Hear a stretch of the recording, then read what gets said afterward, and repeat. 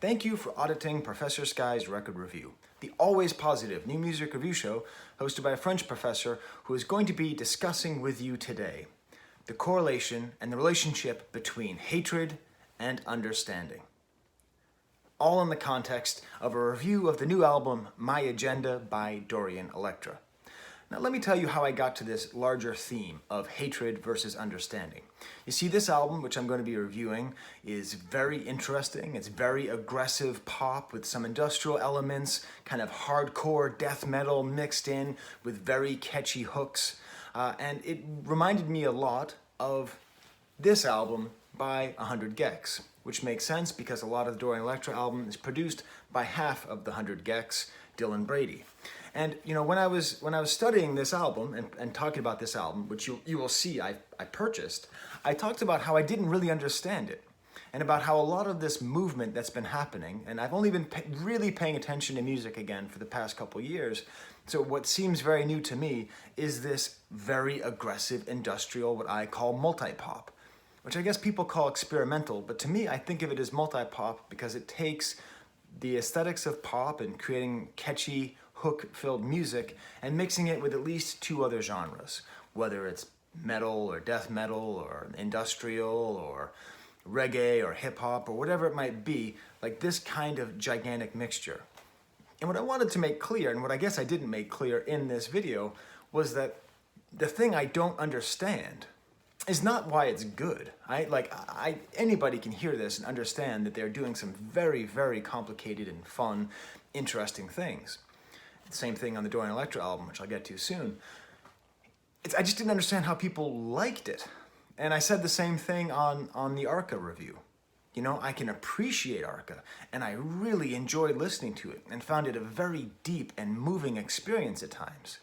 But the thing I didn't understand is, like, did people really just put it on, just put on the music and just dance around to it the way I used to with, you know, Led Zeppelin or Public Enemy? I choose Public Enemy specifically because I remember playing that for my parents and them being like, do you enjoy listening to this? You know, just like insanely put together sound collages that were designed to be aggravating. And of course the answer was yes, I enjoyed it. I put that music on when I wanted to just listen to music I enjoyed. This was the misunderstanding that I had about 100 gecs. This is what I have about Charlie XCX, about Arca, about all of this, and about Dorian Electra. It's not that I don't understand how it's good. I just don't understand how it fills that role of music that you just put on and listen to because you like it. Now, why am I talking about understanding and hatred? Well, I got a comment on my 100 gecs video, and it you know, as it often happens with YouTubers, the negative comments kind of get under my skin. And I thought about it a lot. And what it ended with, the whole thing was basically like, hey, old man, get away from my culture and stop pretending like you understand anything. And why are you so arrogant? And why are you profiting off of our culture? I don't make any money on this channel, by the way. I don't even monetize. If you see ads, that's Google's fault, not mine. But anyway, you know, and they ended their whole comment with this line. On a personal, selfish note, I would rather you hated it than not understand. And I think this is exactly it. Because in order to love something, you understand, like, it's not that you have to understand it. But in order to love something, you definitely can't believe that you don't understand it. And oftentimes, hatred comes from a lack of understanding, whether that's of music or of people, cultures, practices, genders, sexualities. See what I'm going here? Like, to not understand the gay experience, the trans experience, is very close to hating it. Because not understanding it makes you feel insecure, makes you feel a little bit stupid, makes you feel like, well, maybe you're just not that smart. And so one of the ways that transphobes and homophobes are created is they don't understand it. And instead of trying to understand it, they say, oh, I understand that. not for me. I don't like it. It's bad. I hate it. I hate them. So in that rather bizarre comment that I got, it was really a call for me to be a hater, for me to just stay in my lane as a middle-aged man and hope that I am just filled with bigotry towards new music and towards new societal norms. Does that make me a rebel for being like a middle-aged dude who's not doing that? Yeah, I don't know.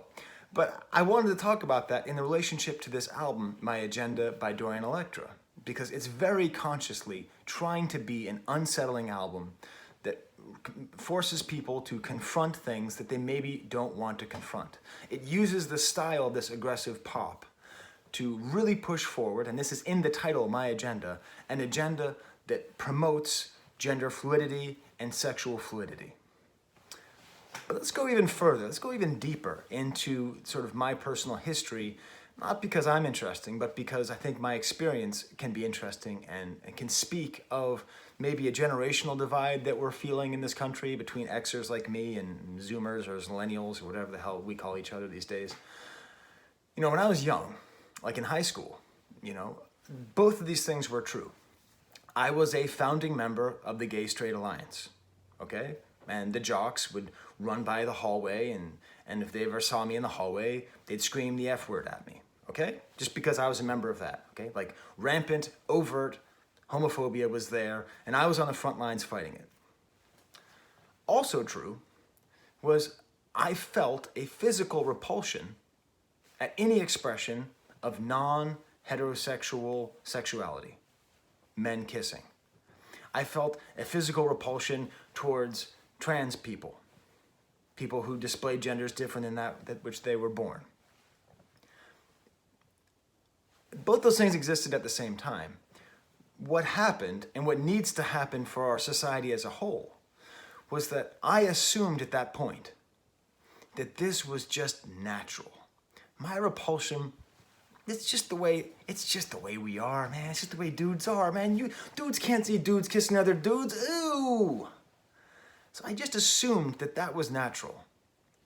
What I've had to understand over time, through studying, gender studies and gay studies, and spending a lot of time in my life with people who are not cis white men, right? Who are not hetero cis white men, like myself, I came to understand that it was completely a socially created construct.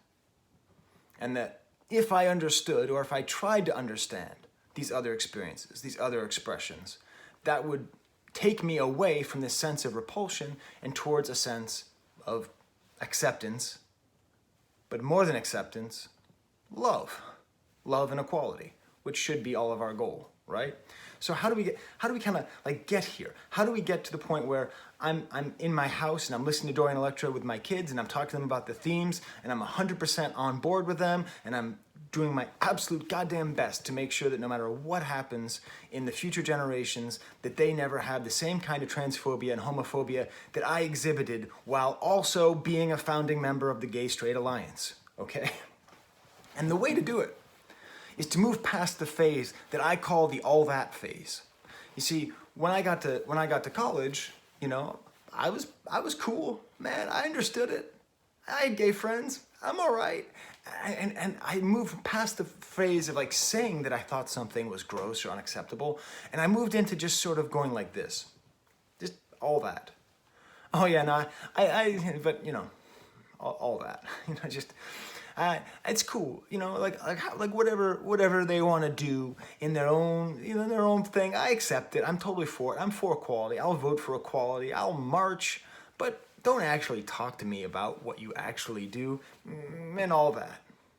I still had that little idea in my head, that hatred in my head, true hatred in my head. It wasn't like in my heart, but I had to get it out. And the way that I got it out wasn't just by having gay friends. It was by actively engaging with non-cis hetero culture. It was by seeing movies like O Fantasma, this Brazilian psychosexual movie, which is one of the sexiest movies I've ever seen. It's entirely, totally totally psychotic movie about, I can't even describe it. Watch it sometime. It's a masterpiece. It's a masterpiece, you know? I went through it by trying to understand cultures that made me feel uncomfortable. I did it by seeking out books, by seeking out eventually YouTube videos and YouTubers that made me confront and get rid of all my biases. Essentially, what needed to happen was I needed to have these other ways of existing, these other forms of humanity, okay? This is like humanity. This is a human issue. This is a failure of humanity if you don't understand these other ways of being. I needed it rammed down my throat. I needed it to make me uncomfortable. I needed it to make me say, all that, but then when I'm doing that, have someone go, look at it, understand it, feel it. That's what this album does.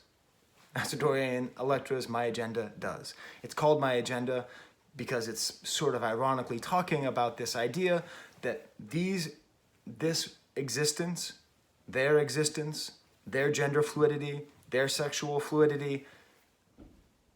I grew up in a time where these terms didn't even exist, and I am now an old man. And I need it rammed down my throat, like all the time, in order for me to truly accept it and truly understand it. And that's the value, I mean, beyond the fact that this is just a good album, right? Just beyond the fact that it's well made and well produced. It's part of the social movement, which is totally necessary. You know, to get to the point where trans rights are human rights, we need to fully integrate all of these questions into the humanities. And I think this is the way that we're going to do it. Now, this is a great album, and I am talking a lot about the concept of ramming things down one's throat. That is a song in the album, Ram It Down, and it's part of what this album does quite well, which is it works a lot in double entendre. So obviously, Ram It Down, I know that when I'm saying it, it sounds like, on one hand, I'm talking about very aggressive oral sex, but on the other hand, it's about being forced to accept or understand things that you are not ready to understand or accept, right? And that's something that happens throughout the album quite a bit, and I'll be discussing that. And in general, the album is all quite connected. Like, there's a lot of different little suites where there's like one or two songs that are very linked. And the thing is, it's like 25 minutes long, this album. It feels like it's 3 hours. It is so dense.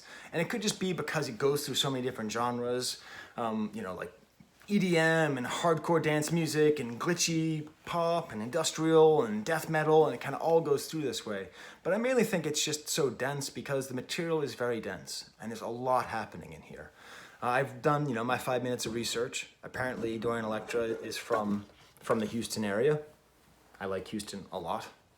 They had these like weird rolls that had like hot dogs in them or sausages in them. Really quite nice. But in general, this album seems to be primarily about a kind of incel nightmare.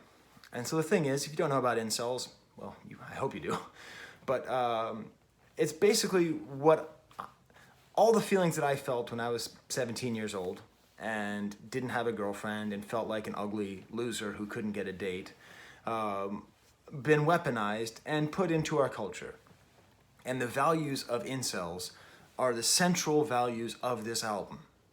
So this album works very ironically. It is simultaneously presenting incel values, just saying the words straight without commentary, and it's in the ironic register where it's saying the opposite.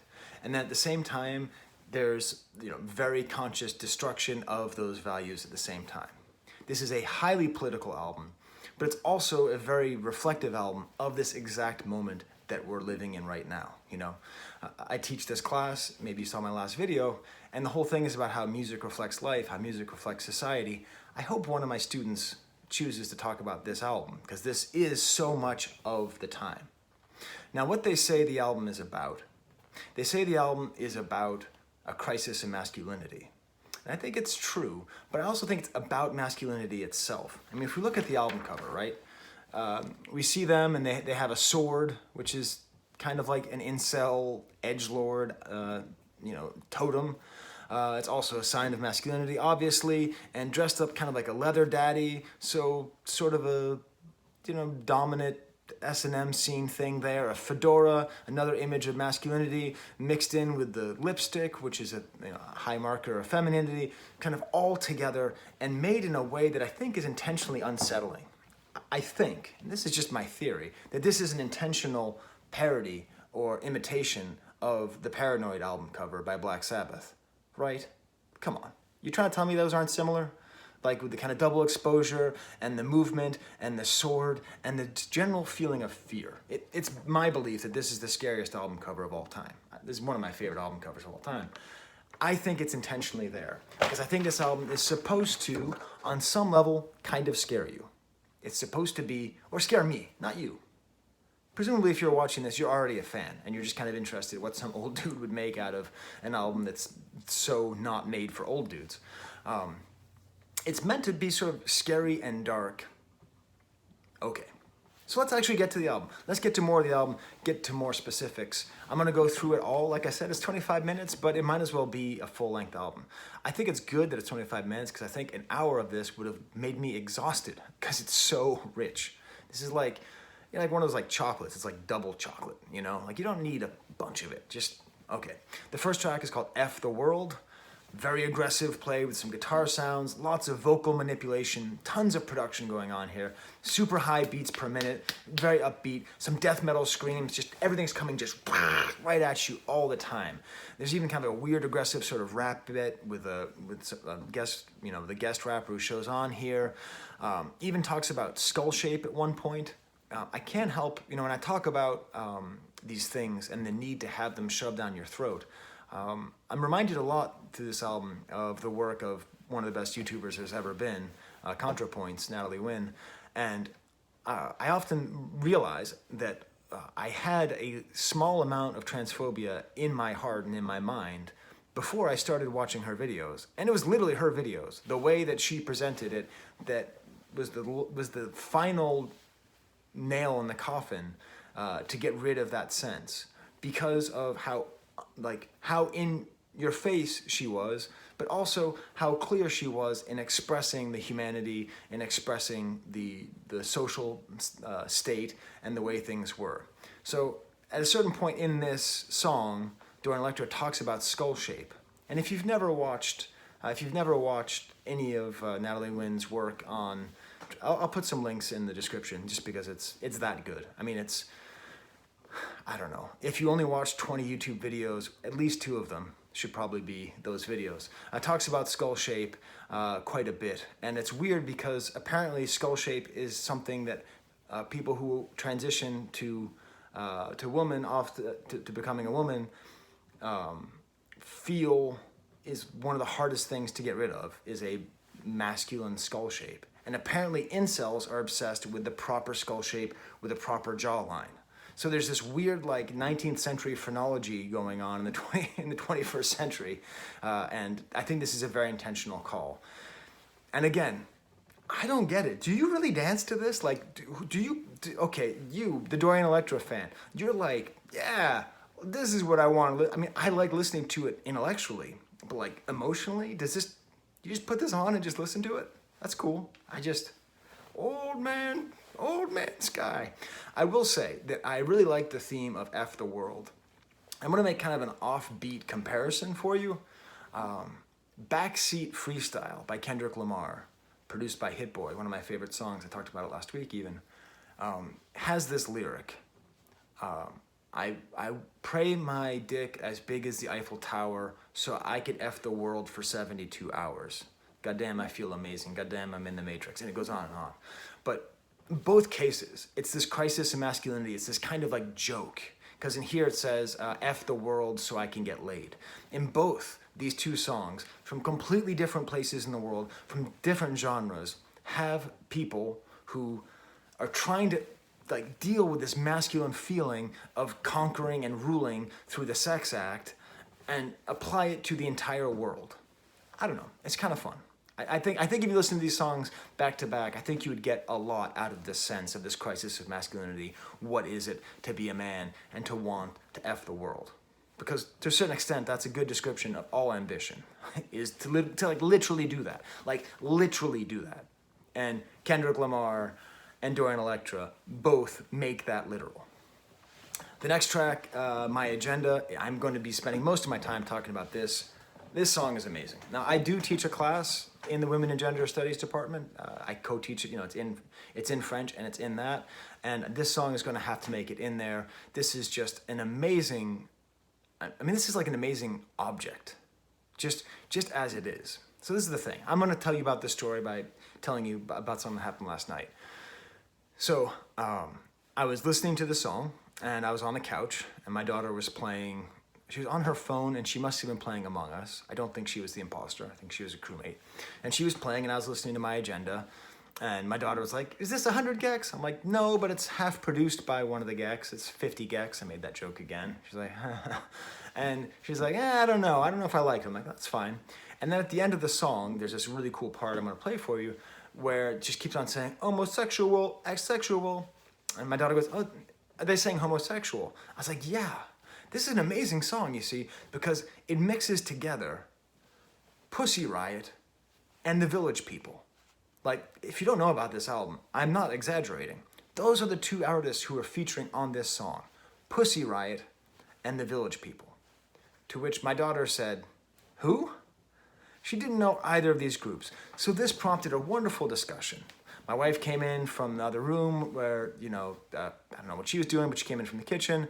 Probably, we just got a new refrigerator. I think she was like moving things around. She comes in and she starts talking about Pussy Riot. And if you don't know about them, they're this amazing, like, punk feminist outfit in Russia who is fighting really hard against the sexism and the homophobia in Russia. And when I say fighting, I mean like performing in churches and getting arrested and actually going to jail. Okay, this isn't like some kind of like, I'm a real punk. Like, they are doing actual jail time. And they're doing it in this very intentionally aggressive way to get people's attention, right? They are ramming it down the throats of the Russian populace that these issues are not okay. It's not okay that Russia has backslid and literally has a law on the books about gay propaganda in which it is literally illegal. It is literally illegal to talk about homosexuality with a child, even if you're a therapist or a teacher. That's happening right now, okay?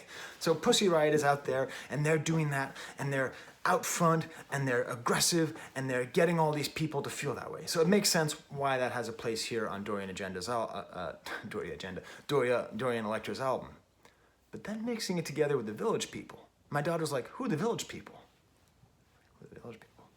Well, you gotta understand something. In the 70s, before a lot of gay rights made their way into the mainstream of American society, there was this group, and they made this disco song. And this was a disco song that was so popular that everybody in the whole world knows it. And that song is about gay sex. My daughter's like, really? It's like, yeah. No, not everyone knows it. Yeah, no, you know the song. No, there's no disco song about gay sex that I know, Dad. And I go, yes, you do. YMCA. She's like, what do you mean? I was like, yeah, that's what YMCA is about. It's about cruising. It's about gay sex. She's like, no. Where are the lyrics? And she looked up the lyrics, and she's like, young man, yes, I'm talking. Oh my God. What did the Village People do? The Village People did their absolute best to do what Dorian Electra is doing now.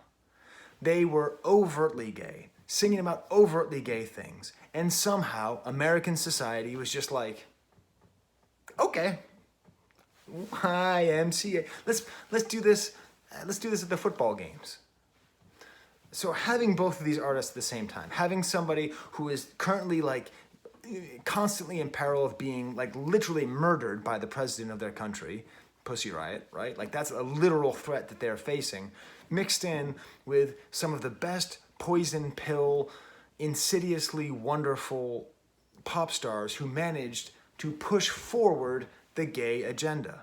So this whole song is this amazingly like ironic register where it's saying like, with my rainbow suspenders, I've got my agenda, and that like their goal is to just convert the whole world to gayness and to destroy all things that people think are normal and to destroy heterosexuality.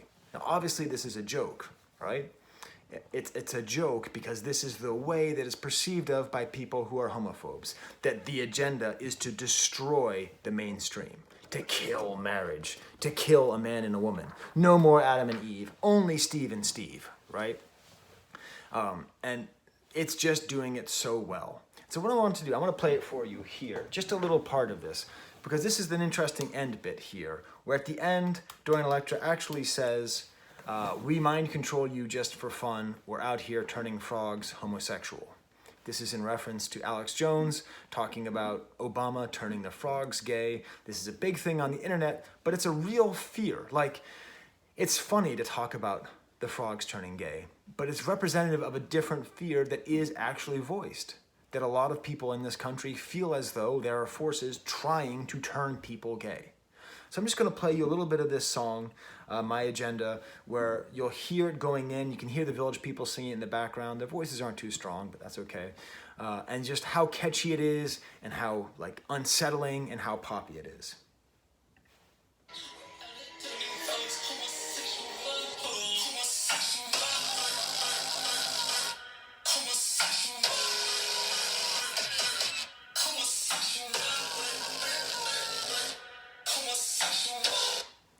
It's hard not to keep listening to that, but that's a good example of the way that it sounds, the way things are put together. You see, it's catchy, it's unsettling, and it's ramming the agenda down our throat.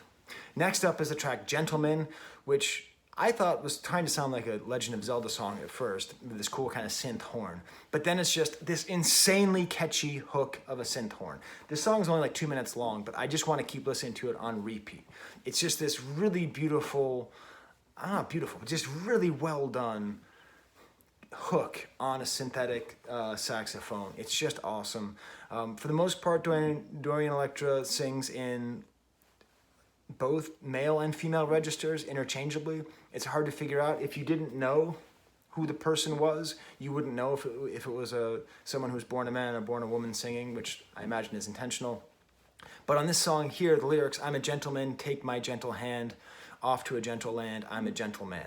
And it's a good example. The lyrics on this record are never complicated. They're never abstruse. They're never poetic. They're always just right down the line. I think it's on purpose. I imagine that Dorian Electra is capable of writing more florid verse, but for the most part, it's just like saying things clearly, because this is paired with the next song, Milady. And so these are the two different views of, basically, it's this ironic take in which what a man is defined, and then what a woman is defined from the perspective of an incel, from the perspective of someone in the men's right movement, someone who's taken the red pill, right? And then Milady has this like kind of harpsichord sound, and it just talks about how women are supposed to be Madonnas and whores at the same time, and the kind of the contradiction there. So it's very weird and unsettling to have these songs put together, to have this perspective put forth so clear. Then it has this cool kind of hard rock breakdown, like kind of like the way Michael Jackson would use guitar and heavy metal. Like it sounds a little too fake, a little bit too clean. That leads into the track Iron Fist, which is my least favorite track on the album. It's okay, it's kind of an S&M sort of thing, make you beg for more. It feels a little bit off topic for the rest of the album. Maybe it's not. I mean, there's some more S&M thematics on here. It's well layered with lots of cool like production details, but it's not my favorite. It then leads into Barbie Boy, which is a great track. I don't think it's supposed to be a companion piece to the song Barbie Girl. It's not nearly as catchy, but it is very, very direct, very kind of staccato sung, like the way each word comes in is, they don't go much further. And I just love the term Barbie Boy, because the lyrics, I'll be your Barbie boy, I'll be your favorite toy, I'll be your new best friend, to the very end. It's not about Ken.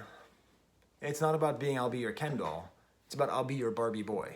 And I think that's a real good statement. I think. I don't know. I'm still just an old man who's trying to understand the new ways. I think that's a good way to describe a lot of gender fluidity, is Barbie boy. Like, that, just that sentence itself is so, it's so just a little bit off, and you can't quite read it. Like, you hear it and it doesn't add up. And that not adding up is like, is my lack of understanding, is my failure. Like, it does add up. Barbie boy does make sense. I just need to interact with more culture like this and, again, be reminded and understanding of other humanities. It's a good track. It's really nice. There's a nice bridge with someone named Sega Bodega, which is a great name.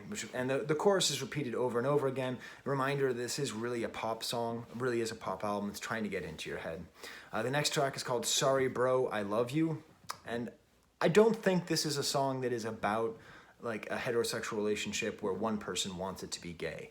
I think it's maybe a little bit about that, but I think for the most part, it's about this difficulty in expressing love for another man, right? Because I don't know if this is a song about being in love with you, but just, sorry, bro, I love you. Like, that's just a great line. That's just great. And I've felt that way many times in my life where I've tried to talk to my friends about how I love them and it wasn't quite, like it wasn't quite accepted. And this is a theme which comes up a lot. Well, it should come up a lot more. It comes up a lot in the TV show New Girl, interestingly enough, which is a surprisingly good show I've discovered, despite my burning hatred of Zooey Deschanel. Turns out actually I don't hate her. She's actually pretty good. I guess because I understand her now. But that show talks a lot about this difficulty of expressing love for another man. But it's really nice, and it really goes to this concept of the crisis of masculinity. This one is not very discordant, it's just very sweet, and I wouldn't even say it's experimental at all. Then there's an interlude, which is just by Dylan Brady of the 100 Gex. The rest of the ones where Dylan Brady is on, there's like a co-producer. And this is just a wild song. It starts off in Latin, it's all about stability through sacrifice, and then goes into a full death metal song. And it's all about this belief, self-inflicted solitude, to be a stronger dude, forsake sowing your jism, pick cleans the bones of feminism. It's just talking about the strength posture of many incels and men's rights activists, the strength position, and making it clear that this strength is actually just weakness. It's just pathetic weakness. And by having the sounds be so aggressive and the words so aggressive, but having it be completely satirical, it's clear how weak it is. It's wonderful. That leads really nicely into the next track, Edgelord, with Rebecca Black, from Friday. I don't know. I don't get why she's here. Like, is this like a reclamation project? Because it is true that the abuse that Rebecca Black received was really quite gendered and unfair. I don't know why she's here. Maybe you can tell me in the comments why is Rebecca Black here, other than just you go, wow, why are they there? But it's nice because it's again this kind of double entendre here where it's about being an edgelord, like being super edgy, but also using the thematics of some of the sexuality of the term edging as well. And then that leads into Ram It Down, which is just a beautiful track, which, it's all about keeping your sexuality to yourself, love who you want, but don't ram it down my throat. And that's what it's saying, and that's what this album is doing. I really appreciate it. I really appreciate this album being rammed down my brain, right? It starts off like, this is the most segmented song. It starts off like this organ, kind of like a faux Bach-like, and then becomes like death metal, has these super hard dubstep drops. There's also a lot of dubstep in the monk mode. And then this awesome part where this young woman says, "Be careful not to choke when I ram it down your throat." And it becomes kind of even a catchy chorus. And even the way that it's sung in the verse is quite nice. Hey man, don't ram it down my throat. Can't take it anymore. Hey man, love who you want, but just don't ram it down my throat. Harder, farther, deeper. I can't breathe. Shove it. I love it. I want it. Please ram it down. Kind of goes back and forth between these different ways of talking about the two different ways you can read the sentence, ram it down my throat. It's a very, very smart album. Then the track ends with Give Great Thanks, which is okay. I have a theory about this song. I don't think it's accurate. I'm going to put it out there anyway. Initially, it just seems as though it's a sort of intentionally sweet song about being a bottom in a relationship, about where you're in a submissive position with someone in a position of dominance in an S&M relationship.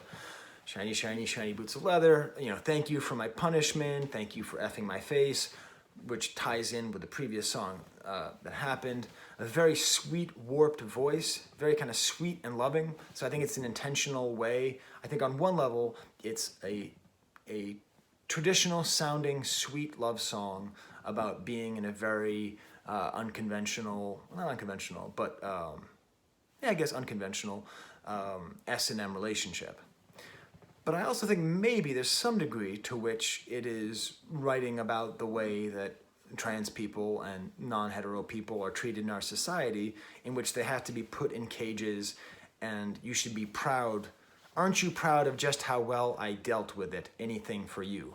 I think that could be addressed to the lover, but it could also be addressed to the country or to the society that forces people who live in this other way to have to deal with things, and that they will put up with it. I don't know. That theory, I don't know if that holds up. You let me know in the comments. Wow. Well, I've just talked for about twice as long as the album went. It's very interesting. It's very meaningful. It's definitely worth a listen if you haven't heard it before. And if it makes you uncomfortable, I suggest you spend more time with it, because that's your problem. So I am sorry to say, I still don't entirely understand that people listen to this and enjoy it the way I listen to music and I enjoy it. But I don't hate it. All right, well, until next time, I think I have to teach. It took a long time to record this video. There's the camera.